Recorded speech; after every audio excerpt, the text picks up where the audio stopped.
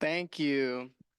All right, so we're gonna start with a quote here. To do what you do because of the way you are, to be truly morally responsible for what you do, you must be truly responsible for the way you are. So some people might agree with that, some people might not. Um, Regardless, my presentation is called "The Impact of Historicist Narratives on Attributions of Blame and Sentencing Goals for Criminal Offenders."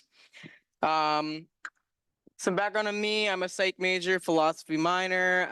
Here I am at the SPSP conference. I have done some work with Dr. Farley on the heartfelt gesture. Presented that work at SPSP and the MCHC honors conference, where I got a research award for that. For the present study that I did here, I got a grant from the Wagman Lab, so shout out to them. And I am a soon-to-be graduate of the University of Baltimore. So we're gonna start with some theoretical background on my study, and it comes from the work, the novel work of Michael Gill at Lehigh University. I've actually corresponded with him a bit on this project just to ask him his opinion on things, but it looks into historicist thinking or understanding the current actions of a person or a group as natural consequence of their prior life experiences. So this type of thinking should lead you to a conclusion with that history. It's no wonder they turned out this way. And then with that, the historicist narrative is a story-like account of someone's life history that explains their current actions. So in previous studies into this area, historicist narratives have been found to reduce blame attributions and decrease desire to inflict spiteful punishments in a range of morally negligible like scenarios. So that can range from bullying to like murder, things on a huge scale. And this happens through a unique mechanism where free will is divided into two facets. The first being freedom of action, which is kind of the typical philosophical definition of free will or control, and then control of self-formation. So freedom of action refers to the will as a dynamic choice-making mechanism. It's when you have volitional control over the things that you're doing at the time of any given action. And control of self-formation would refer to the extent to which an agent appears to have freely shaped their own self and the personality traits, character traits, and enduring dispositions which compose it. Historicist narratives have been found to decrease blame while leaving freedom of action intact through reductions in perceptions of self-formative control. So, like I said, the present study offers kind of insight in or further insight into this area of work. I wanted to see if my results would replicate some of the effects found by Michael Gill in his work. But in Michael Gill's work, his historicist narrative for a criminal offender, he did 6 experiments, one of which was related to a criminal offender. But I wanted to change that up and see how the contents of the narrative can relate to the blame mitigating effectiveness. So instead of a narrative about somebody who had been through a lot of like very specific instances of abuse and then went on to commit murder, my narrative kind of chronicled somebody who went through like insinuated they went through abuse, but through a fundamentalist religious organization. So in my subsequent paper on this, there will be more discussion about like high control groups and the way that being born into a high control or fundamentalist group can decrease the extent to which you have control over yourself and who you become. But I'm not going to go too into that. And then I also offer a novel biological impairment. So that was another condition that Gill used, is somebody who committed the same exact act as the person in the historicist narrative, but as a result of having a brain tumor that inhibited their behavior. I wanted to see if mental illness, a biologically or like a biological neurobiological mental illness would have the same effect. So I used schizophrenia. And so I also ended up incorporating a scale called the sentencing goal inventory. So Michael Gill ended in his initial work used punishment scales for strategic and spiteful punishments, but they weren't really used in reference to a criminal offender, and they weren't very comprehensive. So I found a newer, more comprehensive scale about sentencing goals and the types of punishments people want to inflict. I'm going to skip my hypotheses for the sake of time and skip to my method. So I recruited people from the UB research pool as well as Connect. Thank you to the Wagman Lab.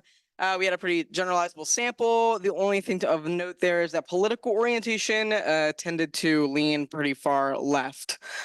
This is the deed-only control condition. So the historicist and biological impairments just had added to this their respective contents. And then here are the skills I use for freedom of action, control of self-formation and blame.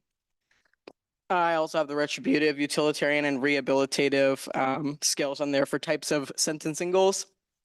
And my results. So I had some interesting results, and I'm still working through them. Participants in the biological impairment condition attributed significantly less blame than did the control group. And participants in the historicist narrative condition did attribute less blame, but not significantly so. Which is an interesting finding, kind of contrasts Michael Gill's findings. So there was no significant difference between the historicist narrative and the control when it came to perception of freedom of action. These findings kind of were on par with what I would have expected. And to go along with that, we conducted a mediation analysis to show that control of self-formation was the significant mediator between these conditions and blame. I'm still learning this, so we'll go. For sentencing goals and sentencing results, it was interesting. So participants in the biological impairment condition recommended retributive sentencing goals significantly less than control group. I expected that. And so did participants in the historicist narrative condition. And then the same was true for the biological impairment for utilitarian sentencing. And where it got interesting was rehabilitative sentencing goals. Based on the work of Michael Gill, I thought that people, and I kind of equated rehabilitative to strategic punishments. I expected that, like his work, people in the control condition and the historicist narrative condition would recommend the same amount of rehabilitative sentences, and that the control condition would I can't remember exactly what he had found, but this was an interesting finding that participants in the historicist narrative condition recommended rehabilitative sentencing goals significantly more than the control group. Participants in the biological impairment condition recommended rehabilitative sentences significantly more than the control group, but there was not a significant difference between the biological impairment condition and the historicist narrative condition when it came to recommendations for rehabilitative sentencing goals. I'm going to leave it at this discussion slide as I talk about it. I'm still kind of working through these results because the fact that historicist narrative condition didn't significantly reduce blame is one that kind of goes against a lot of previous research in this area, though it's still novel work. Michael Gill is really the only person that has published on this. So this effect could be for the because it's outlining a criminal offense. It could also be because the background information provided in the historicist narrative condition is not as insinuative of suffering. Is kind of a hard thing here because there's been it was controlled for suffering in some ways in his work. So I still want to look into that, but yeah, I think I'm out of time, right, Mike? Okay. Thank you. Q&A with Dr. Farley. There's nothing online. Any questions for Calvin? So other than, suffering and also what you're talking about with genetic or, biological things, have you had any thought about looking into cases like where people claim affluenza? I actually thought about that recently when I was watching a documentary about the Menendez brothers. I think that with the Menendez brothers, I'm thinking of affluenza is only relevant in that if for this theory, if the monetary